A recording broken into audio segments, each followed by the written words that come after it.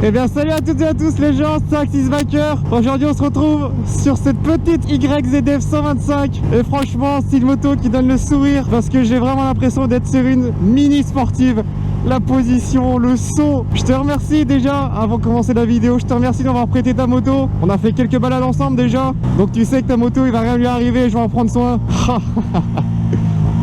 Ah qu'est-ce que j'aurais aimé avoir une 125 comme ça. Oh putain. Donc aujourd'hui YZF 125. Donc pour le permis 125 avant le A2. Et je vais vous le dire tout de suite hein. Pour moi c'est la meilleure moto en 125. Il y a la Duke 125, je sais qu'ils font une belle Héli 125, le Roadster qui a une belle gueule aussi. Mais voilà, YZF 125 quoi, putain, bébé R6. Bon, je vais vous donner un peu ses spécificités. Bon déjà, c'est un monocylindre de 15 chevaux. 15 chevaux qui est la limite légale, il me semble, pour le permis 125. Ah, la boîte est tellement souple, j'arrive pas à passer les vitesses, ça me perturbe. Tout est trop souple, l'embrayage est souple et tout, c'est cool. Avec une petite ligne, je sais plus c'est quoi le pot, je vois pas le pot. Mais bon, bref, déchicané, ça fait un bordel. J'ai mis le micro, j'espère que vous entendez bien. Ah ouais, mais trop kiffant.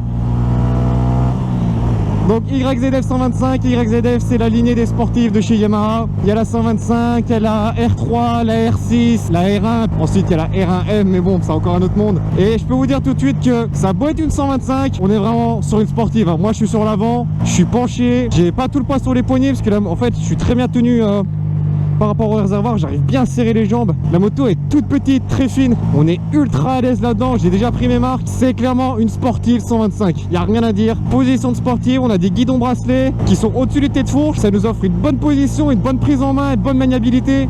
En plus, les pneus, je sais plus, ça va être du 130 à l'arrière. Donc c'est un vélo. C'est un régal. Ah, puis le son.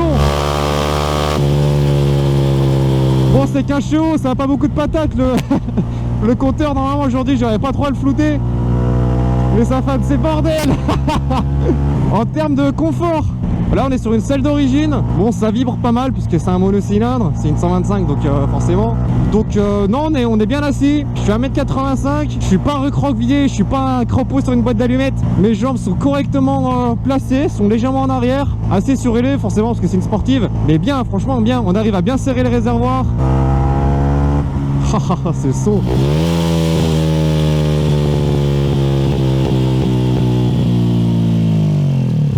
Oh, puis ça freine. Ah, il y a l'ABS. Je viens de déclencher l'ABS à l'arrière. Oh, ce son. Ah, c'est trop kiffant, je vous jure. J'ai vraiment l'impression d'être sur une sportive. J'ai l'impression d'être sur une R6, mais vraiment. Mais je suis perché. C'est énorme. Je vous jure, je mytho pas. C'est vrai, c'est ce que je ressens. J'ai un putain de sourire là. C'est énorme comme moto, je vous jure, c'est trop bien. Hop, allez-y monsieur, on va pas détruire la moto dès le premier jour, hein, c'est dommage. Bon, je vais pas vous parler des commodos parce que c'est vraiment le truc classique qu'on voit partout, hein. Donc je vais plus vous parler des spécificités. À l'avant, ça a beau être une 125, à l'avant on a une fourche inversée, dorée comme les R1, comme les R6. Elle est magnifique, attendez. Ouais, on la voit là. Honnêtement, pour une 125, ça freine très bien, c'est pas un saucisson, c'est nickel. Regardez. Nickel.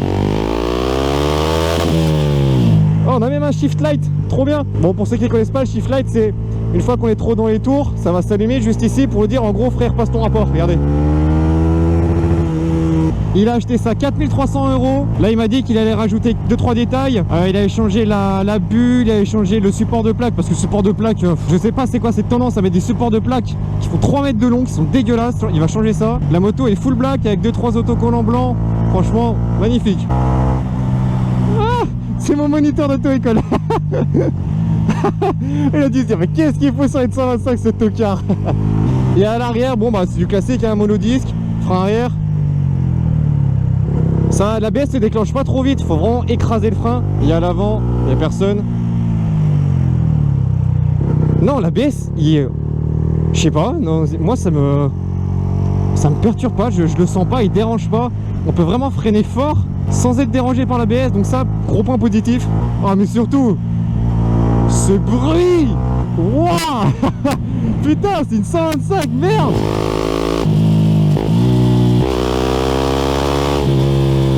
Pour vous dire à quel point je me sens sur une sportive, je commence déjà à avoir mal au dos là. Ah la vache. Je vais vous dire très honnêtement, je suis très surpris par cette petite moto. Bon, ça commence à avoir de la patate vraiment au-dessus de 4000 tours, parce qu'en dessous, bon, c'est un monocylindre hein, de quelques chevaux, mais c'est un peu comme un 4 cylindres dans le sens où faut monter haut dans les tours pour avoir du couple. Allez, petite pointe.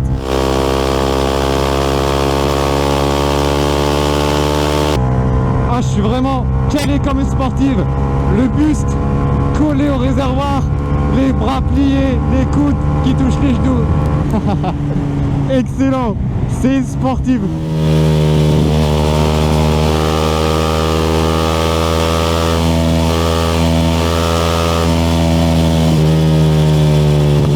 Alors je sais pas si ça vient des pneus ou de la moto en elle-même, mais là dans le virage ça bougeait pas mal, hein, ça faisait j'avais du mal, il fallait vraiment la tenir parce que sinon je crois que j'allais partir en couille. Bon, ça elle est stable à partir du moment où la route est vraiment propre, parce que dès qu'il y a une petite bosse par contre, ah ouais, ça bouge en virage. Après c'est une 125, faut pas trop leur demander non plus, mais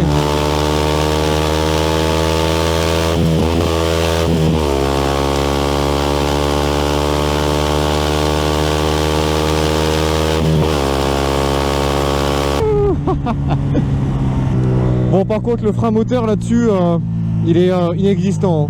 Moi qui suis habité au 4 cylindres, on va conduire de temps en temps des bicylindres. Après c'est une 125, c'est normal. J'aurais eu ça moi au lycée, mais j'aurais été le roi du monde, vraiment. Est-ce qu'on tente un dépassement ou pas? Est-ce qu'on tente le dépassement? Non, je pourrais pas. Ah si, ça se tente. Merci monsieur. Allez, allez, on y va. Ah, je kiffe. Ah, je kiffe. Une 125 c'est parfait pour prendre 130, 140. C'est pour s'amuser dans les petites courbes. Et vraiment, elle est tellement agile. Wow, ça donne qu'une envie. J'ai envie d'aller dans les hauteurs durcies et de me faire les petits lacets, vraiment. Elle compense son manque de puissance par une agilité et une aisance, une prise en main. C'est exceptionnel, vraiment, je vous jure. La moto, j'ai l'impression que je l'ai depuis 3 ans.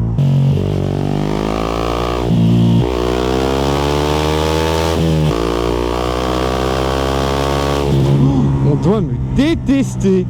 Ça fait un de ces bordels. Et puis je vous la montrerai de face, mais honnêtement de loin, on dirait vraiment pas une 125. Moi une 125 je vois ça tout petit, etc. Là ça a quand même une certaine envergure. C'est une 125, oui, mais avec un vrai style de sportive. Mais je sais que je me répète hein, mais franchement c'est trop bien. Elle a la gueule, elle chante, elle est agile, elle freine bien, elle est assez stable. Pour un permis 125 pour commencer, si vous voulez être sportif plus tard, c'est un très très bon début. Mon avis là-dessus, est-ce que je recommande cette moto pour un permis 125? Oui, même si c'est pas donné parce que c'est la version 2018, oui, je la recommande parce que c'est facile à prendre en main, ça freine bien, c'est sécurisant, ça chante bien, c'est joueur. Donc moi honnêtement, je recommande. C'est une vraie position de sportive, on s'y croit vraiment. C'est un bonheur, c'est du pur kiff. Bon, wow, oh, c'est du pur kiff jusqu'à temps que tu prennes une petite bosse dans le cul. Mais on a un très bon feeling sur le train avant. Grâce aux suspensions inversées. On va faire le test du Dodan nouveau dans la vidéo d'Axis Biker, le test du Dodan. On va rester sur la selle. En plus ceux-là c'est les plus méchants que je connaisse. Ok. Bon, elle passe, mais je ferai pas ça toute la journée quoi, parce que c'est pas très confortable non plus. Seul petit regret, c'est l'absence d'un indicateur de rapport engagé. C'est dommage sur une moto 2018 alors qu'on a un tableau de bord ultra complet. C'est vraiment dommage de pas avoir ça.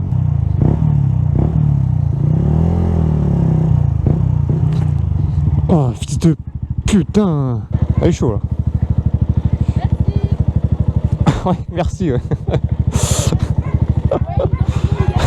J'ai failli empaler la moto, mais merci.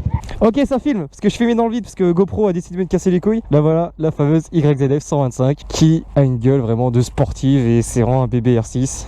Donc, les fameuses suspensions inversées, anodisées or, trop beau. Son gros c'était fourche, putain, pour une 125 c'est étonnant.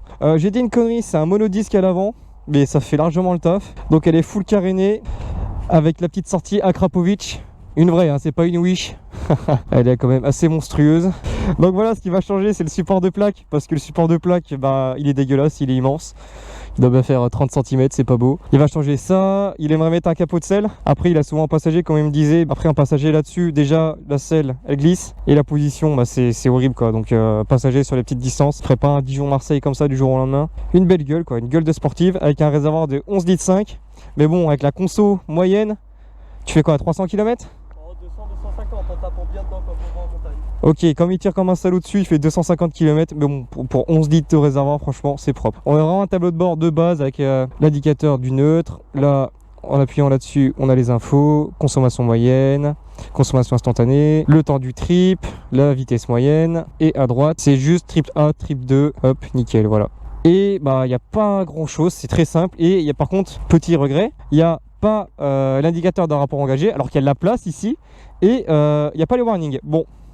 Après les warnings, c'est toujours bien de les avoir pour faire l'interfile, mais c'est dommage vraiment de pas avoir ça. C'est une moto de 2018. Mais dans l'ensemble, ça reste une très belle moto, une très belle petite moto pour apprendre à conduire, qui est vraiment pour moi une sportive. Dans la position, dans la conduite, etc. C'est vraiment une sportive. Bon, nous voilà arrivés sur le fameux spot. On va essayer de faire un petit 0 à 100. Je vous avoue que je galère vraiment à passer les vitesses là-dessus parce que je suis pas habitué. On va faire un 0, 100, 0. 3, 2, 1.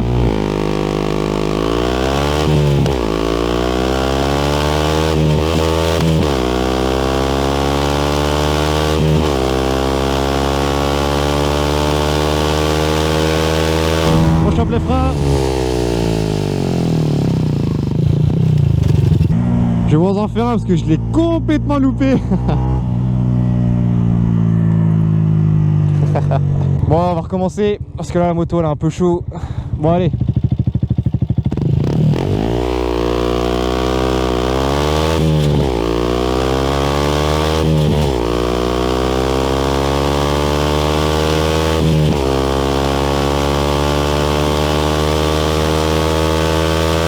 Et on chope le frein. L'ABS qui se déclenche à l'arrière mais pas à l'avant. Ok, un petit rupteur. Bon, la moto a chaud mais...